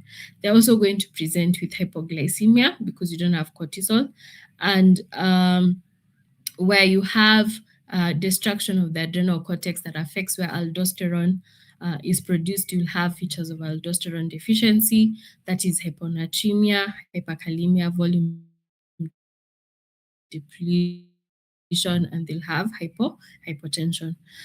When they have an adrenal crisis, the patients usually present with an intractable vomiting. You can't stop the vomiting. They present with abdominal pain, hypotension, coma. They can even present with vascular collapse, and eventually these patients can die. So this is usually a medical emergency. I don't think I'll go through this. Of course, we say the adrenal gland is divided into two, the cortex and the medulla. And the medulla produces catecholamines. So the main disorder of the medulla is usually a pheochromocytoma. I'm sure you come across this in hypertension. So this is usually a neoplasm of chromaffin cells that synthesize and release catecholamines and other peptide hormones, and therefore this will cause hypertension. So these pheochromocytomas usually subscribe to a convenient rule of 10. So what are these? So 10% are extra-adrenal, which occur in the organ of Zucandal and the carotid body, if you can remember this from your anatomy, where they will not be called pheochromocytomas, but they will be called paragangliomas.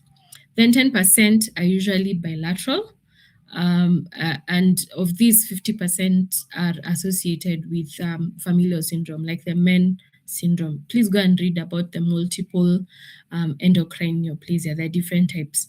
Then 10% of your pheochromocytoma are malignant, and 10% will not be associated with hypertension. Of course, 25% harbor germline mutations in one of at least 6 genes: the RET gene, the NF1, the von Hippel-Lindau. You can see some of the genes that cause brain tumors also will cause you to have pheochromocytomas. So pheochromocytomas usually range from small circumscribed lesions to large hemorrhagic masses, and both capsular and vascular invasion, as well as cellular pleomorphism, may be encountered in some benign lesions. Therefore, the definitive diagnosis of malignancy in a pheochromocytoma is based on the presence of metastasis, and this can only be determined through histology. These patients will have hypertension because of that production of your catecholamines. So they're going to have sudden elevations in their blood pressure, which may precipitate congestive heart failure. It can lead to pulmonary edema. It can lead to a myocardial infarction. They can get ventricular fibrillation, or they can have a cerebrovascular accident. They also present with abdominal pain, nausea, and vomiting. And in some pheochromocytomas, this will secrete other hormones such as ACTH and somatostatin, and may therefore be associated with clinical features related to the effects of this and other peptide hormones. So that if you're producing ACTH, then what are you going to get? Cushing's syndrome. If you have somatostatin, I have a slide on somatostatin when we discuss pancreas.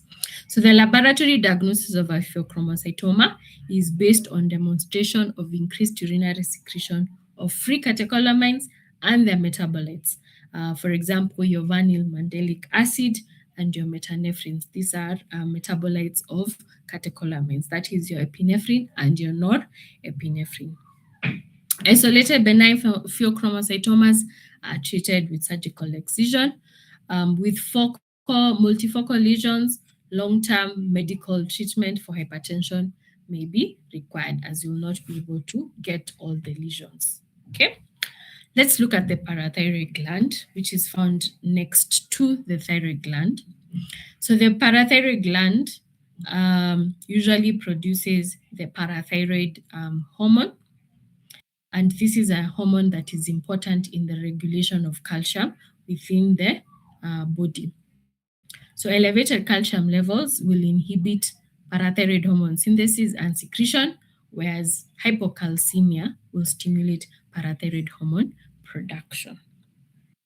Parathyroid hormone increases calcium levels by 1. It drives osteoclastic differentiation and therefore bone resorption. It increases renal tubular reabsorption of calcium. It increases renal vitamin D conversion to the active 125 hydroxylated form, which is the active form of vitamin D. It increases urinary phosphate excretion, and it augments GIT calcium absorption. So it's important in calcium metabolism. So you can have hyperthyroidism, which can be primary, which is caused by you have an issue with the parathyroid hormone causing an increase in production of the parathyroid gland, causing excess production of parathyroid hormone.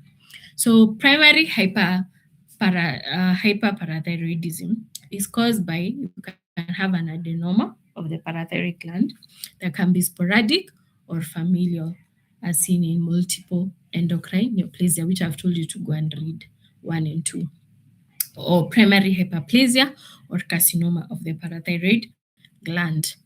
So because of the effects of the parathyroid hormone, patients are going to present with bone pain, fractures, osteoporosis, osteitis fibrosa cystica because of increased. They're going to have nephrolithiasis. This excess calcium is going to lead to the formation of kidney stones. In the GIT, they're going to have constipation, nausea, peptic ulcers, pancreatitis, depression, lethargy, and seizures. And these are some of the effects of hypercalcemia. They're also going to present with weakness, fatigue, and cardiac calcification. You can also have secondary hyperparathyroidism. It is a result of any condition associated with chronic hypocalcemia that leads to compensatory parathyroid overactivity. We said parathyroid hormone secretion is influenced by the level of calcium within the body. Resting Renal failure is the most common etiology. So most patients with chronic kidney disease present with secondary hyperparathyroidism. So renal failure usually triggers phosphate retention and with that hyperphosphatemia. So elevated phosphate levels directly depress serum calcium, causing a compensatory parathyroid hormone hypersecretion. So renal disease also leads to reduced hydroxylation in position 1 of vitamin D, which impairs now you forming the active, the 125 dihydrocholecalciferol, which is the active form of vitamin D. And this impairs GIT calcium absorption. Reduced vitamin D also removes the normal feedback inhibitory mechanisms on PTH secretion. So you end up having excess PTH secretion. Secondary hyperparathyroidism responds to correction of the underlying renal disease or to vitamin D supplementation with phosphate binders to reduce the hyperphosphatemia. You can also have hypoparathyroidism, which can occur when you accidentally excise the parathyroid glands. They're so close to the thyroid gland, so that when you're doing a thyroidectomy, which is excision of the thyroid gland, most of the time surgeons also remove the parathyroid gland. You can also have autoimmune destruction of the parathyroid gland. You can have genetic abnormalities that lead to hypofunction, or you can have congenital absence of your parathyroid gland. So signs and symptoms of hypoparathyroidism will be based on chronicity and severity of the hypocalcemia. So features of hypocalcemia: tetany, mental status changes, that is anxiety, depression, and psychosis. You can have ocular cataract formation. You can have cardiac conduction defects. You can have a prolonged QT interval. They can have dental developmental defects in childhood. That is, they get hypoplasia, defective enamel, and root formation. You can have also something called pseudo hypoparathyroidism. It doesn't mean that you're not producing parathyroid hormone.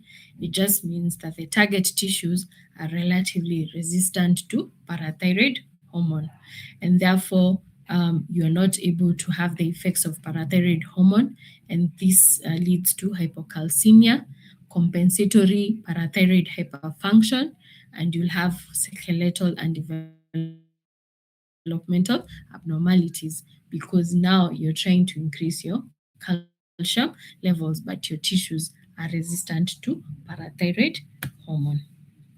Let's look at lastly the endocrine pancreas.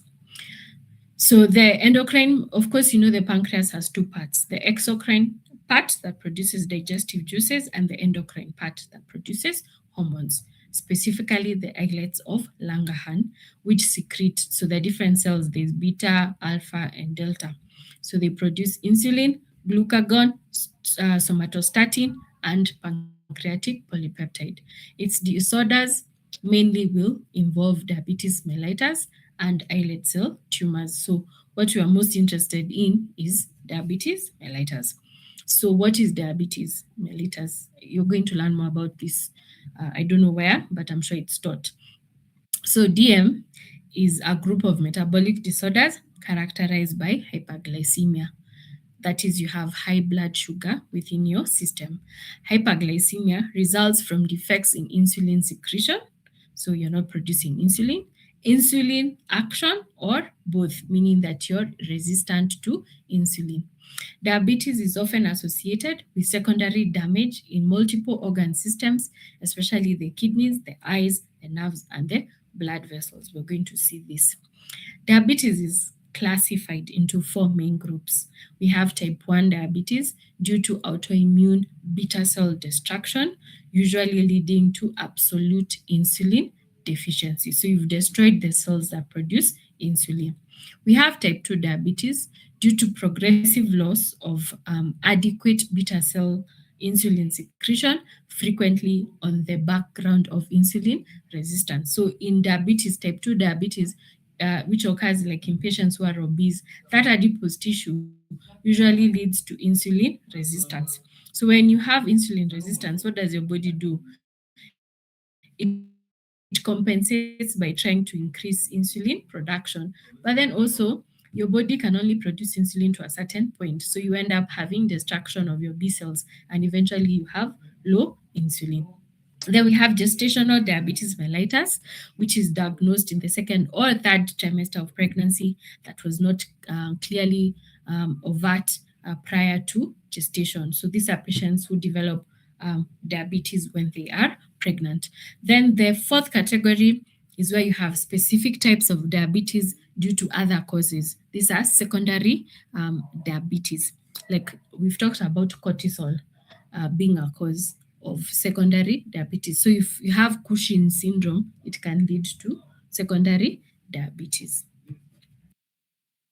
For type 1, we've said it's due to autoimmune destruction of your beta cells,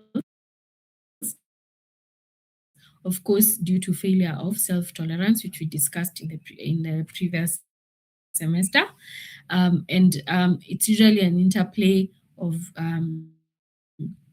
genetic susceptibility, particularly HLA-DR3 infections. Of note is mumps. It develops in childhood and becomes manifest at puberty and progresses with age. Of course, they are going to present with the cardinal features of diabetes, which is polyuria, you urinate a lot, polydipsia, you're thirsty, and polyphagia, you eat a lot. Then these patients also have weight loss, or they can present with when you look at their laboratory features, they're going to have very high glucose levels.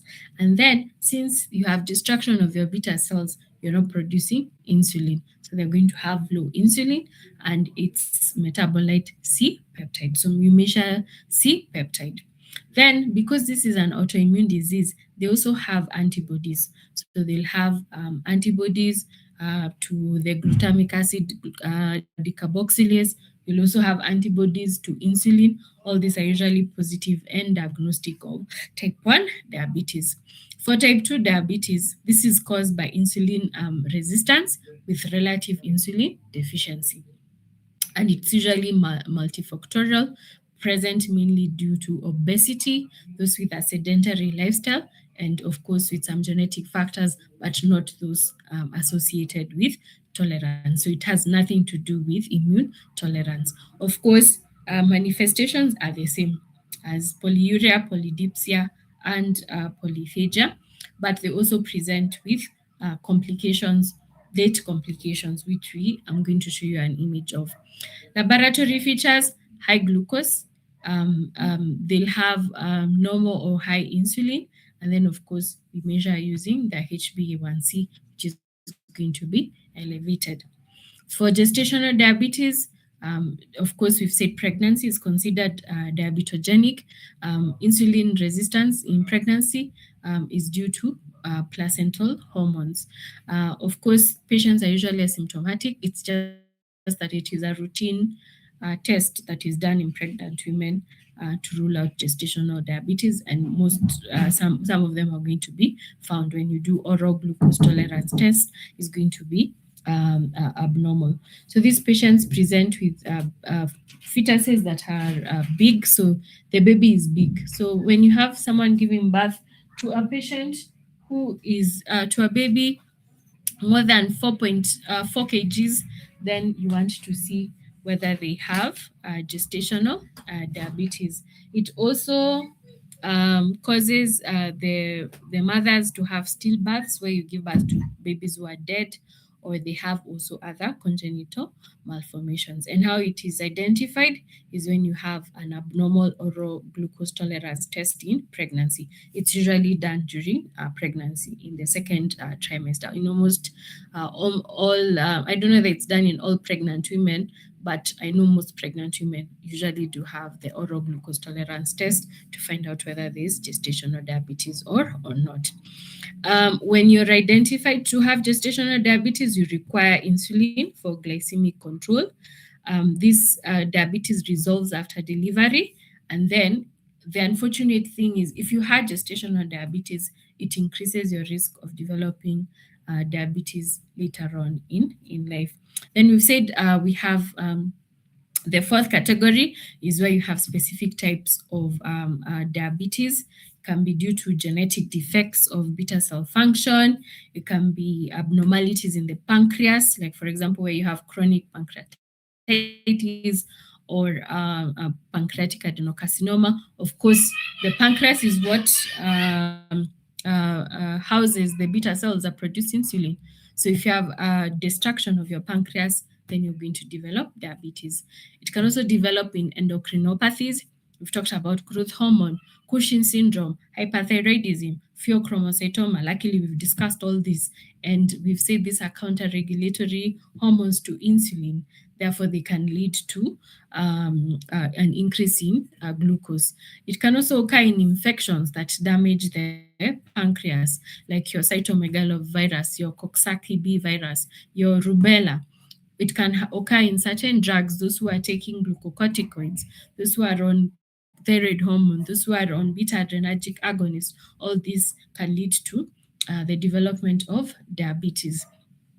So diagnosis is usually based on finding a fasting plasma glucose that is greater or equal to 7 millimoles per liter, or you do a random blood sugar and you find a sugar that is greater than 11.1 millimoles per liter, or you do a 2-hour plasma glucose tolerance test, and then you find after 2 hours they still have a blood sugar that is greater than 11 millimoles per liter. And of course, you do a HbA1c. Anything greater or equal to 6.5% is usually diagnostic of diabetes. Then, of course, this is the criteria that they use for those who are pre-diabetic. I'll not go into that. For diabetes, it usually presents, you can have acute complications, you can have hypoglycemia, diabetic ketoacidosis, which you mainly see in type 1 diabetes, or you can find hyperosmolar hyperglycemic state, which is usually seen in type 2 diabetes. But the main complications of diabetes are your chronic complications, which are divided into microvascular and macrovascular complications. For macrovascular, these are the effects on blood vessels that lead to atherosclerosis. And we've said when that happens, then in the brain, they'll increase your chances of cerebrovascular accidents. You get strokes. In the heart, you get coronary artery disease. In the extremities, you get peripheral vascular disease, and this can contribute to the gangrene, the diabetic foot that you get. Then you have the microvascular complication. You get diabetic retinopathy, which is a common cause of blindness in patients who have diabetes. You have diabetic nephropathy, because of the microvascular complications in the kidney, and you have diabetic neuropathy because of the hyperglycemic effects on nerves. These are the major complications of diabetes. Then, other than diabetes, we have the islet cell tumors. You can have an insulinoma, of course, producing insulin. You can have a glucagonoma, producing glucagon. You can go and read about them. You can have a gastrinoma, producing gastrin. You can have a somatostenoma, producing somatostatin, and all these have effects. You can go and read on them. That was my last slide. Sorry, this was a long lecture. Any question?